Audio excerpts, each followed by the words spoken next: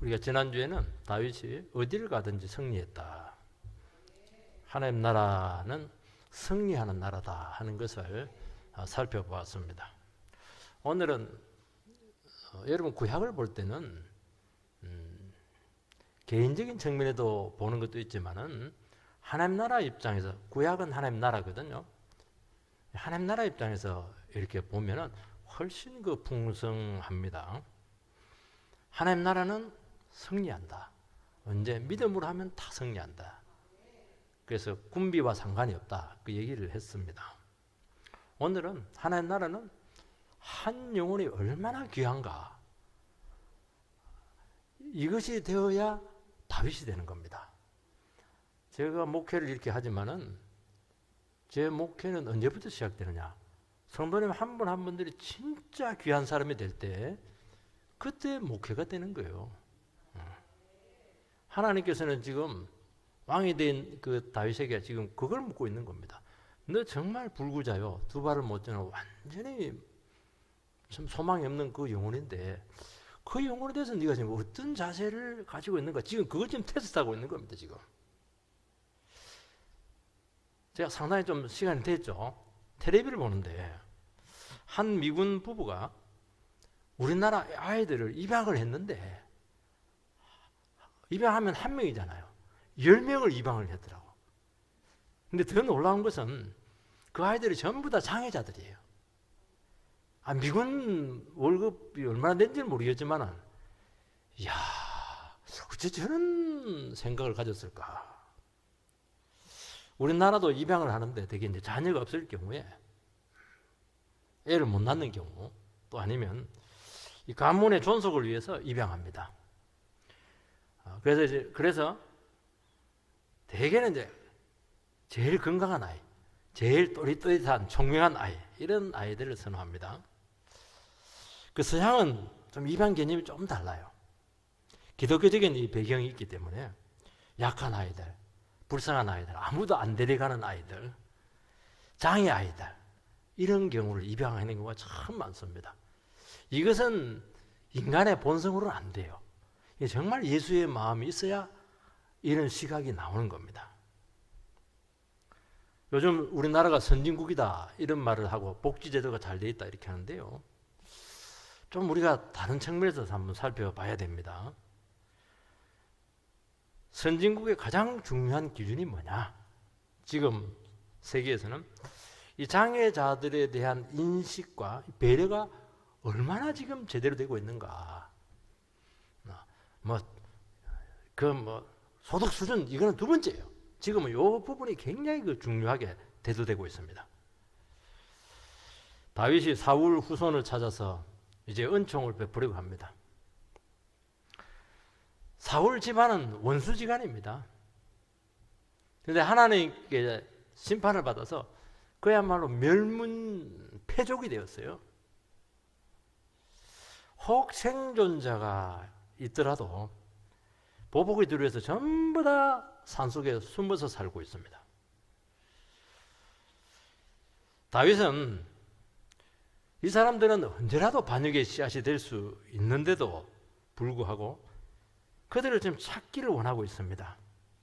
그 사람들은 다윗이 그들에게 막 은총을 베풀고 동시에 딴 마음을 먹지 못하도록 특별 관리 대상으로 삼기 위해서 찾았다. 네, 그렇게 정치적으로 해석을 할 때도 있습니다. 하는 사람도 있습니다. 다윗에게 있어서 사울은 정말 뼈에 사무칩니다. 너무 오랫동안 일방적으로 고통을 당했고 딸을 줄 때는 언제고 막 강제적으로 그냥 가정을 그냥 파괴를 시켜버리고 너무너무 고통을 많이 당했죠. 이제 시간이 지나게 되었고 상황이 역전이 되어서 다윗이 지금 강자가 되었습니다. 강자가 되면 어떻게 합니까? 내가 약자 시절 때 그때를 전부 다 기억해서 대갚아줍니다. 그러면 빵점이에요. 그러면 사울과 똑같은 길을 걷습니다. 내가 잘 되었을 때, 강자가 되었을 때 하나님께서 반드시 축복을 주시거든요. 그때 어떻게 하느냐는 겁니다.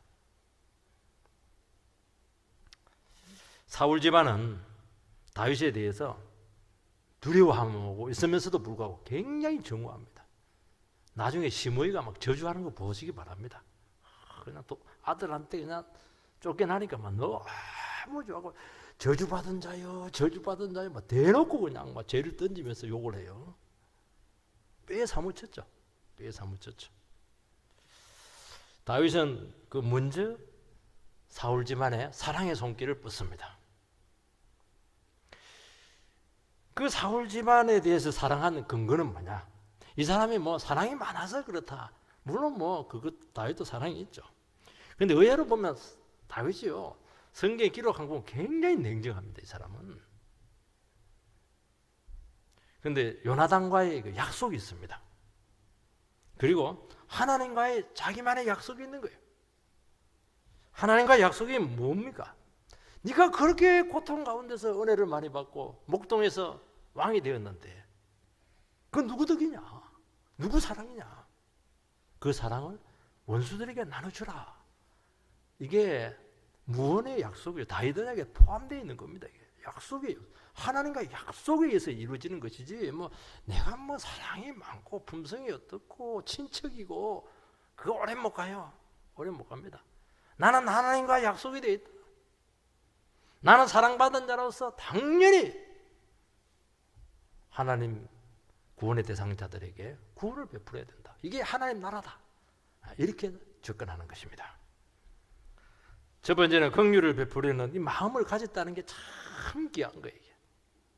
1절 말씀을 읽어보면 다윗이 이르되 사울의 집에 아직도 남은 사람이 있느냐? 내가 요나단으로 말미암아 그 사람에게 은총을 베풀리라 하니라. 내가 관계를 회복해야지. 내가 저 사람을 품어야지. 참 이런 마음이 너무 귀한 마음이거든요. 근데 이거는 내 힘으로 안 됩니다. 하나님께서 때를 주셔야 되고 하나님께서 그런 마음을 주셔야 되는 거예요. 다윗은 그동안 10수년, 15년, 20년 가까이 무지무지하게 고생을 하고 나라 세운다고 정신없이 달려왔습니다. 하나님께서 은혜를 주셔서 이제는 안정을 찾게 되었고 정말 축복을 받게 되었고 나라도 안정이 되었습니다. 근데 다윗은 마음속에 무슨 생각이 찾아오냐 하니까 그동안 내가 소홀했던 사람들에 대해서 좀 마음을 가져야 되겠다. 이 마음이 생기는 겁니다. 그전에는 막 원수고 집안에 막 그냥 싸우고 욕하고 그렇게 했는데 내가 은혜를 너무 많이 받고 보니까 내같이 축복 많이 받은 사람이 있겠는가 생각하면서 자꾸 옛날 그 사람들이 생각이 나는 거예요. 그동안 내 문제가 급하고 너무 쪼달리고 여유가 없어서 인간구실 제대로 못했습니다. 또 내가 다가가려고 해도 내가 참 부담이 되는 존재이기 때문에 이게 안 되는 거예요. 돈이라도 내줘야 뭐 사람들이 좋아하지. 가서 늘 그냥 얻어먹기만 하면 누가 좋아하겠습니까? 쓰든 멀리한 거예요, 이게. 그리고 가족에 대한 책임이 있는데 뭐 가족에 대한 책임을 어떻게 질 수가 있으면 저는 아예 뭐 떼놨어. 내난 자식이에요. 그리고 신앙적인 갈등으로 얼마나 관계가 오랫동안 소원하게 있었습니까? 근데 물질적으로, 시간적으로, 정신적으로 여유도 없었었고 다가갈 자신도 없었었고 그렇다는 거예요. 왜냐하면 주위 사람들이 나에 대해서 부담을 느끼고 있기 때문입니다. 제가 한번 형님한테 가가지고 너 왜 내한테 안 찾아오냐 이러니까 형님 지금 가진 게 있습니까? 가서 뭐 돈이라도 내놓고 이렇게 좋아하지. 괜히 그렇게 하면 형님들 부담이나 되고 그러지 않겠어요? 그러니까 가만히 있으시더라고. 스스로 위축이 되고 관계담이 생기는 것입니다. 어쩔 수가 없어요. 우리가 연단을 받으면 되는데 처음부터 하나님께서 무슨 복을 줘요? 신앙 때문에 또 생각이 달라서 오해하고 멀어지게 되고 그런 여러 가지 경위들이 있고 아픔들이 우리 속에 있는 것입니다. 그런데 하나님께서 때가 되고 우리를 이렇게 회복하게 되면은 바로 이분들에 대해서 마음이 자꾸 자꾸 씌이는 거예요. 하나님께서 물질도 주시고 또 내가 하나님의 은혜를 많이 받아서 망가진 이 자아상도 이렇게 회복이 되고 자신감도 생기고 정신적인 여유도 생기기도 하고 이제 두렵지가 않아요. 그 사람들 관계를 회복하려고 하는 이유가 무엇입니까? 내가 뭐 잘 되었다. 너희들 옛날에 나를 참 무시했지? 아, 이제 내가 대단한 사람이야. 아니면 그동안에 참 맺혀 있었던 못한 말들을 나누기 위해서 그렇게 하지 않습니다. 그러면 만나지 말아야 됩니다. 내가 받은 그 은총을 조금이나마 나누어주고 싶은 마음이에요. 내 심정을 조금이라도 이렇게 정말 표현하고 싶은 마음이 있는 겁니다. 오해도 풀고 싶고 관계 회복도 하고 싶은 그런 간절한 마음이 우리에게 생기는 것입니다. 여러분 그렇지 않냐고 해서 원한이 없습니까? 우리 성도님이라고 해서 엉거리가 맺힌 게 없습니까? 다 상처가 있거든요. 그러니까 예수를 믿었잖아요. 예수 안 믿으면 우리는 전부 다 폐인될 가능성이 너무 많은데 예수 믿었기 때문에 이게 회복이 된 겁니다. 그때 말이지 내 마음을 조금만 알아주고 손을 뻗었으면 그런 아쉬운 순간들이 많잖아요. 이게 약속한 거예요. 이게 마음속에 가까운 그 사랑 대상들, 내를 사랑해 줄 수 있는 그 여건이 있는 사람들이 약속한 거예요. 이게. 근데 또 뒤집어 놓고 생각을 하게 되면은 인간들이 나를 서습하겠기 때문에 내가 의지할 만한 그런 대상들이 나에게 막 외면을 했기 때문에 그 아픔을 가지고 하나님께 더 나간 거예요. 그래서 은혜를 알게 되고 내가 버림받았기 때문에 축복을 더 받은 겁니다. 하나님밖에 없으니까요. 그러면서 마음속에 이런 분들에 대한 이 불쌍한 마음을 가지는 겁니다. 이 사람들이 나에게 이렇게 했는데 얼마나 돈은 있을지 모르겠지만은 얼마나 마음이 옹색할까, 얼마나 스스로 감옥 속에서 살아갈까, 자유가 없을까, 불쌍한 거예요. 기도가 나오는 겁니다. 그래서 이미 그 영혼들이 죽고 없으면 그 자손에게라도 찾아가서 은혜를 베풀고 싶은 것이 이게 회복된 크리스찬들의 마음이라는 것입니다. 그동안 하나님께서 복을 주셔가지고 뭐뭐 하던 돈이 있어요. 그러면 어떻게 합니까? 뭐 입원하고 어려움 생기면 막 기꺼이 가서 도와줍니다. 왜냐하면 기회는 쉽게 오지 않거든요. 하나님께서 주신 것으로 막 섬기는 거예요. 잉여재산이 생긴 잉여재산은 이런 데 쓰라고 있는 겁니다. 두 번째는 다윗이 베푼 사랑의 성격이 나옵니다. 2절에서 4절 말씀을 읽어보면 사울의 집에는 종 한 사람이 있으니 그의 이름은 시바라. 그를 다윗의 앞으로 부르매 왕이 그에게 말하되 내가 시바냐 이르되 당신의 종이니이다. 왕이 이르되 사울의 집에 아직도 남은 사람이 없느냐 내가 그 사람에게 하나님의 은총을 베풀고자 하노라 하니 시바가 왕께 아뢰되 요나단의 아들 하나가 있는데 다리 저는 자니이다 하니라. 여러분 사울의 가족 찾기가 쉽지가 않았습니다. 일단 사람들이 거의 사라졌습니다. 찾다 보니까 누구를 찾았냐니까 사울 집안의 종인 시바를 찾았어요. 시바를 찾아서 그 사람들 찾아라. 어떻게 됐나 이러니까 잘 말을 해주지 않습니다. 왜냐니까 관계가 굉장히 안 좋고 껄끄러운 관계거든요. 그런데 시바가 마음을 왜 여느냐니까 다윗의 입에서 내가 그 사람들에게 하나님의 은총을 베풀고 싶다. 은총이 그렇게 귀한 겁니다. 은혜를 베풀고 싶다. 말 안 하고 있으면 안 되거든요. 내가 손봐줘야 되겠다 이러면 절대로 얘기 못하죠. 그게 마음이 열리는 겁니다. 벌써 그 말에서 그 성령의 역사가 나오잖아요. 그때 기가 막힌 소식을 하나 듣게 됩니다. 한 불구자가 있는데 이름도 이야기를 안 해요. 그 이름도 막 안 불렀던 것 같아요. 내가 보면 없었던지. 요나단의 아들이라고. 두 다리가 없다고. 두 다리 없는 게 아니고 두 다리가 불구자라고 하는 것입니다. 이 무비보셋이 사는 곳이 로도발에 있는 암미엘의 아들 마길의 집에 숨어 살고 있다는 것입니다. 무비보셋이 이제 다윗 앞에 이제 데리고 왔어요. 무비보셋이 얼마나 왕 앞에서 떨었겠습니까? 다윗은 그를 안심시킨 후에 자기 할아버지 사울의 땅을 전부 다 물려줍니다. 자기 아버지 요나단의 땅이 아니에요. 그러니까 어마어마한 재산을 물려준 거예요. 사실은 사울의 모든 재산은 다윗 것이거든요. 그런데 다윗은 그걸 자기 걸 취하지 않아요. 전부 다 물려줘요. 한 사람 불구자한테. 참 대단하죠. 지금 못 떠서 무슨 난리인데 정치가들은. 다윗은 전부 다 줘버려요. 한 영혼 살리기 위해서 그렇게 한 거예요. 이게. 그리고 시바에게 농사를 짓게 합니다. 그리고 무비보셋에게는 다윗의 상의 음식을 먹게 합니다. 같이 밥을 먹는 것은 식구라는 거예요. 한 가족으로 받아줍니다. 사랑을 베풀면 이 정도 배포 있게 베풀어야 되는 것 같아요. 이러니까 다윗인가 봐요. 그냥 최고로 은총을 줄 수 있는 거 다 줘버렸어요. 여러분, 다윗은 요나단과 약속을 하나 했는데, 네 자손이나 내 자손이나 우리가 문제가 생기면은 내 자손은 네가 책임지고 네 자손은 내가 책임지고 그렇게 언약을 맺었죠. 보살펴 주자 이렇게 한 겁니다.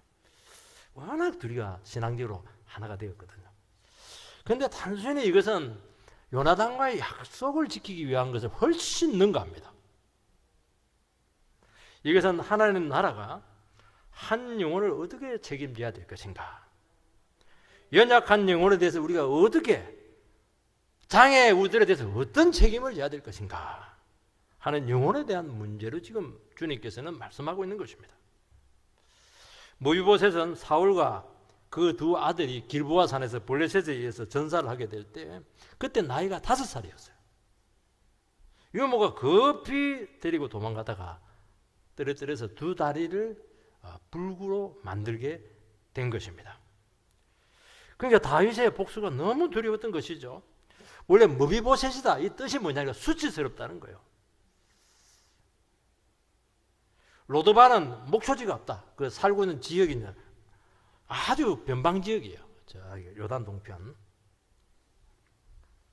그러니까 목초지가 없는 곳이니까 사람들이 잘 안 살아요. 황량한 광야와도 같은 그 땅에서 수치스럽게 살아가고 있는 한 영혼이었어요. 얼마나 어릴 때부터 비참했습니까? 왜 이렇게 비참하게 되었습니까? 하나님께서 그렇게 비참하게 했다. 그럴 수 있지만 믿음이 없는 사람은 그리 말할 수 없어요. 다윗 때문에 비참하게 되었다는 거예요. 정오심이 있는 것이죠. 그러면서 두려움이 있는 것입니다. 그런데 그 다윗이 어느 날 갑자기 군사들을 보내가지고 막 부르고 있으니까 얼마나 무섭고 놀라웠겠어요. 막 사시나무 떨듯이 떨었을 것으로 생각이 됩니다. 여러분, 장애로 산다는 것은 너무너무 힘들어요. 경제적으로 전혀 도움은 되지는 않고 과부담이에요. 과부담. 비용이 이중삼중이야. 그냥 공부시키고 결혼시키는 게 아니라니까요. 평생을 과비용이 든다는 거예요. 본인도 평생 장애를 안고 살아가야 되는 거예요. 그래서 장애를 가지고 있는 그 가정이나 이런 데는 특별히 기도를 많이 해주시고 여러분 관심을 많이 써주셔야 돼요. 그 심정과 마음은 그 부모밖에 몰라요. 그래서 장애우들은 보면 아픔이 많고 이 컴플렉스가 아주 있어요. 장애우 컴플렉스가 있죠. 되게 보면 반응이 굉장히 예민해요. 까다롭기도 하고 쉽지가 않아요. 왜냐하면 자기가 힘드니까 그런 거예요. 이게. 정상인들에게는 아무것도 아닌 것이 당사자에게는 너무너무 불편한 상황이 많다는 겁니다. 그거는 정상인은 절대로 이해를 못하는 거예요. 그래서 이분들의 그 불평이나 불편에 대해서 우리는 귀담아 들어야 되고 충분한 배려가 필요하다는 것인데 우리가 그걸 겪어보지 않았기 때문에 너무너무 쉽게 넘어간다는 거예요. 그럼 전부 다 아픔이 되는 것입니다. 여러분, 그리고 훨씬 더 중요한 것이 뭐냐면 이분들이 자립할 수 있도록 이게 도와줘야 된다는 것입니다.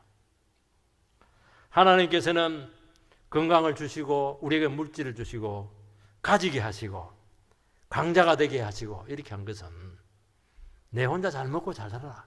그런 세상의 논리라는 거예요. 자기 영역을, 지경을 넓히고 권력을 넓히고 그렇게 하지 말라는 거예요. 약자를 책임을 지라는 겁니다. 하나님께서 건강을 주었어요. 돌보라는 거예요. 여러분, 장애를 극복하고 신앙에서 일어나게 되면은 정말 정상인들보다도 비교할 수 없는 은혜가 있습니다. 모이보셋은 이제 40살에 5살에 장애를 입고 40살에 다윗 앞에 회복이 됐으니까 그동안에 밖에 나오지도 못했어요. 꼭꼭 숨어가지고 막 집안에 틀어박혀 있었습니다. 다윗은 망가진 한 영혼을 회복시키는 책임을 떠안게 되었습니다. 괜히 안 찾았으면 되는데 찾는 바람에 찾아도 좀 정상적인 사람이 찾기면 좋은데 막 세상에 막 제일 힘든 사람이 딱 등장을 한 거예요. 이거 하나님께서 그에게 떠맡겨 버렸어요. 책임을 지라는 거예요. 지금 이거 여러분이라면 어떻게 책임을 지겠습니까? 뭐 안 죽을 만큼 그냥 좀 멀리 떨어져 가지고 안 죽을 만큼 적당하게 책임져도 누가 말할 사람 없어요. 하나님이 그걸 보고 있는, 네가 지금 어떻게 이 사람을 상대하고 있는가 보겠다는 게 지금. 정오심이 있어요. 두려워하고 있습니다. 그에게 먼저 하나님의 은혜를 먼저 베풀고 있는 것입니다. 여러분, 다윗이 사랑해야 될 대상은 가장 사랑하기 힘든 존재였습니다. 정서적으로도, 심리적으로도, 신체적으로도, 경제적으로도 제일 어려운 대상이었어요. 하나님이 이렇게 우리를 숙제를 줘요. 이것은 하나님의 사랑이요, 그리스도의 사랑으로 외에는 절대로 감당할 수 없습니다. 다윗이 무비보셋을 식구로 받는다고 하는 것은 이것은 엄청난 부담이고 모험이죠. 아니 지금 말이지 반대파에 그냥 딱 새끼를 자기 집에 딱 갖다 놓는 거예요. 정치적으로 얼마나 부담이 되겠어요. 단순히 물질 부담이 아니에요. 이거는 여러분, 움직이지 않고 무비보셋은 좌절감에 늘 빠져 있었습니다. 즉시 영혼이 병들어 버려서 패배의식으로 젖어 있고 강박정체를 보이고 있고 몸과 마음이 완전히 병든 불구자입니다. 황량한 땅에서 소망도 없이 수치스럽게 살아가는 그 영혼을 누가 감당을 해야 됩니까? 하나님께 붙여주면 당신이 감당을 하라는 거예요. 당신 능평교회가 감당을 해라는 거예요. 다윗 네가 감당을 해라는 거예요.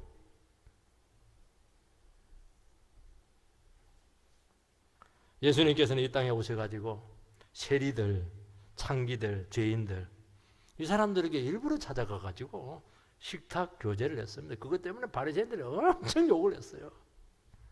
왜냐하면 같이 식사하면 식구니까 똑같은 사람이 죄인이라고 식사하면 그 사람도 죄인이 되는 거예요. 그러나 예수님께서는 나는 의인을 위해서 온 것이 아니요 죄인을 치료하기 위해서 온 의사다. 그래서 기꺼이 가족이 되어 주었던 것입니다. 우리는 지금까지 오늘 설교를 통해서 우리 장애우를 잘 돌보자, 그것도 있죠. 그건 도덕적이죠. 휴머니즘적이죠. 아니에요. 우리는 휴머니즘적으로 접근할 수 없어요. 훨씬 능가합니다. 신앙적으로 그 영혼을 도와줘야 된다는 거예요. 영혼을 회복시켜야 되고 집안을 회복시켜야 되고 경제적으로 도와야 되고 그 가정 전체를 세워내라는 겁니다. 얼마나 무거운 부담이 우리에게 주어지고 있습니까? 이게 교회라는 거예요. 이게 교회 헌금 받고 말이지 조금 자선하고 그게 아니에요. 완전히 망가진 영혼 너희들이 붙여놨는데 헌금도 못해요. 도움이 안 돼요. 어떻게 할래? 붙어있든지 말든지 적당히 있다가 도망가면 좋고 있으려면 어쩔 수 없고 큰일 나는 게 하나님 앞에.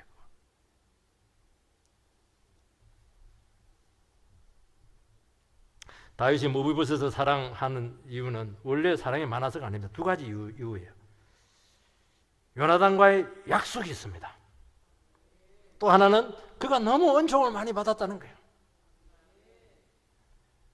그런데 두 가지는 똑같은 겁니다. 이 은총이다 이렇게 할 때 어려운 말인데요. 이건 이제 헤세드다 이렇게 합니다. 이거는 뭐냐니까 하나님과 언약적인 사랑이에요. 하나님께서는 사랑을 할 때도 약속을 딱 줍니다. 무슨 약속? 네가 나를 사랑하면, 네가 나를 순종하면 내가 무한 사랑을 주겠다는 거예요. 약속이에요. 사랑 안 하면 없어요. 약속이에요.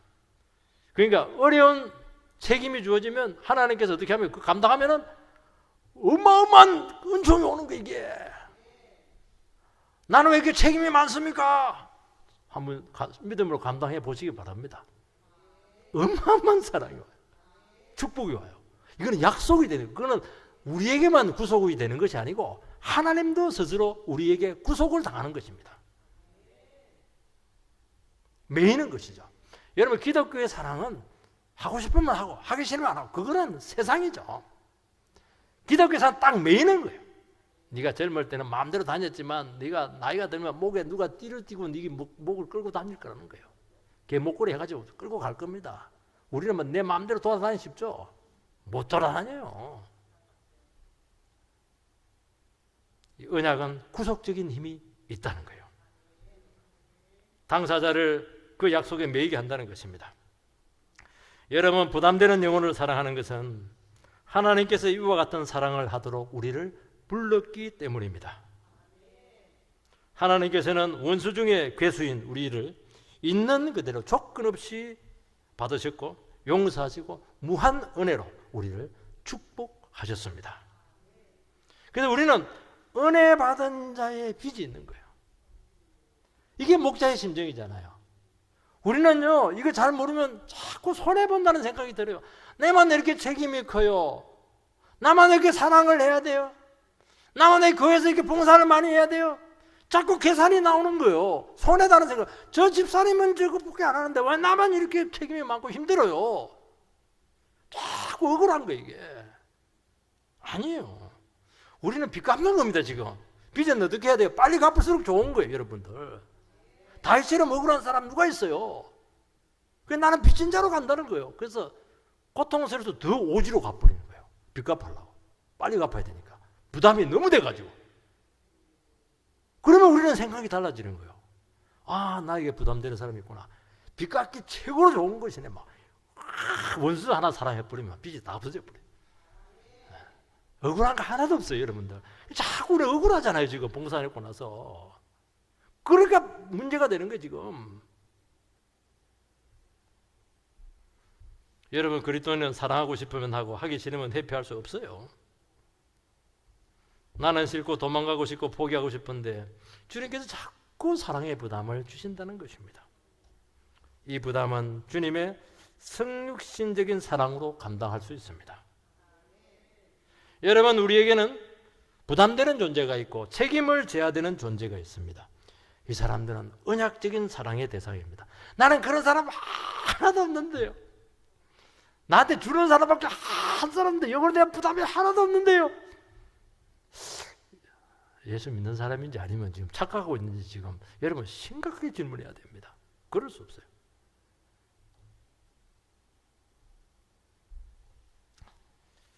내 몸처럼 사랑해야 될 이웃이 있습니다. 주님께서 사랑하도록 우리에게 딱 붙여놔 버렸어요. 도망가지 못하도록 끈으로 딱 묶어놨습니다. 그것은 내 힘으로 안 됩니다. 주님의 사랑으로 감당하시기 바랍니다. 어떻게 해요? 자기를 계속 죽여야 돼. 내 하고 싶은 거 계속 포기해야 돼. 삶의 제약이 얼마나 많이 다른지 몰라요. 어떤 분들 부모 모시는데 부모님이 내 머리에 그냥 짐덩어리다 이러면서 막 때만 내면 밥 줘야 되니까 막 힘들어하더라고요. 집사님 복 받는 길이에요. 감당하세요. 그거 안 하고 뭐 어디 또 돌아다니려고 그래요? 그렇게 했는데 물론 뭐 사정은 있을 겁니다. 이거 한두 번 잘해준다고 되지 않아요. 끊임없이 사랑으로 품어야 됩니다. 그 사람들이 뭐 만만한 사람이고 다 오해가 있고 의심 잘하고 질투하고 원수 같은 존재라면은 얼마나 여러분들을 더 주어야 되겠습니까? 그런데 놀라운 것은 여기서 변화가 일어나요. 여기서 눈물샘이 터지는 거예요. 여기서 회복이 나오는 거예요. 여기서 성령이 터지는 거예요. 여기서 구원이 오는 거예요. 부흥이 오는 거예요. 제가 옛날에 얘기했잖아요. 우리 능평교회 부흥은 저의 눈물이 쌓여야 온다는 것입니다. 기도의 눈물이 쌓여야 오는 거예요. 여러분, 사람은 비판과 책망으로 안 바뀝니다. 있는 그대로 받아셔야 된다는 것이죠. 이게 특별 은총이 필요합니다. 원수 같은 남편 변할 겁니다. 철옹성 같은 높은 벽이 무너질 겁니다. 그래서 우리의 눈이 중요한 것 같아요. 저 인간 왼수 그렇게 하지 마시고 정말 주님처럼 일단 시선이 중요한 것 같아요. 시선이 탁 바뀌면 이 막 레이저 강성 같아요. 그 사람도 탁 받아요. 이게 시선이 바뀌면 그 보니까 복음성경에 시선이 있더라. 주님께 시선을 고정한다 이런데 주님께 시선을 고정하는 게 뭐냐니까 바로 그 부담스러운 그 영혼에게 시선을 고정시키는 거. 우리는 자꾸 도망가 회피하려고 그러거든요. 자꾸 눈을 딴 데로 두는 거예요 지금. 주님의 마음으로 주님이 주신 너에게 붙여진 영혼이니까 그 영혼에게 계속 시선을 맞추라는 거예요 이게. 여러분, 간단하고 만만한 존재가 누가 있습니까? 말로 안 되는 거예요. 8절 읽어보면은 그가 저라에 이르되 이 종이 무엇이기에 왕께서 죽은 개 같은 나를 돌아보시나이까 하니라. 마음이 열리잖아요. 이 정도 되니까 마음이 열려버리잖아요. 죽은 개 같은 나를 왜 이렇게 돌보십니까? 녹아버리잖아요. 마음이 확 녹아버리잖아요. 그 중증 장애인을 가족으로 받습니다. 모든 필요와 부담을 넘치게 감당합니다. 사울의 후손이라고 하는 그 정치적인 부담까지 떠안습니다. 참 대단하죠. 다윗은 지금 강자가 되었고 실권자입니다. 하나님께서는 그 힘으로 네가 지금 무엇을 할 것인지, 그 힘을 어떻게 쓸 것인가 하는 것을 지금 그에게 지금 테스트하고 있는 거예요. 그 힘 가지고 전쟁할래? 그 힘 가지고 뭐 더 지경을 넓힐래? 아니에요. 중증 장애인, 중증 죄인을 사랑할 수 있느냐는 거예요. 왕으로서도 어려운 그 사랑을 실천하라는 것입니다. 이것을 이스라엘 왕의 제1자격 기준으로 삼겠다는 겁니다. 목사의 제1자격 기준은 뭐냐면 설교 잘하는 게 아니에요, 여러분들. 한 영혼을 예수의 마음으로 품어낼 수 있는가? 이거 보겠다는 거예요. 그게 통과가 되면은 무조건 부흥이 옵니다. 이것은 구호로 되는 것이 아니고 실천적이고 부담적인 사랑을 감당할 때 온다는 것입니다. 놀라운 사실은 다윗은 바로 이 하나님의 은총의 비밀을 알았다는 거예요. 그런 사랑의 빚진 자로서 빛을 갖고 있는 겁니다. 전혀 손해봤다, 억울하다, 부담된다 그런 표현이 없어요. 먼저 가서 찾아가고 먼저 베풀어주고 먼저 져주고 먼저 감당해주고 뭐가 억울해요 그게. 그를 기회를 주신 하나님을 찬양해야죠. 내 주위에는 뭐 갚을 사람 하나도 없다, 어려운 사람 하나도 없다, 상 다 놓치는 겁니다. 하나님께서는 그 영혼에게 절대로 은총을 거두지 않을 것입니다. 은혜는 그렇게 받는 거예요. 교회에서도 사회에서도 강자들이 득세하는 곳은 은혜가 없어요. 그건 하나님의 심판의 자리예요. 그건 절대로 좋은 곳이 아니에요. 무이봇에서는 중증 장애인이었기 때문에 살았습니다. 정상인들은 다 없어져 버렸던 것 같아요. 뭐라고 하냐니까 나는 죽은 개라고. 비실거리는 개도 아니고 완전히 죽은 개라고. 이거는 진실한 고백입니다.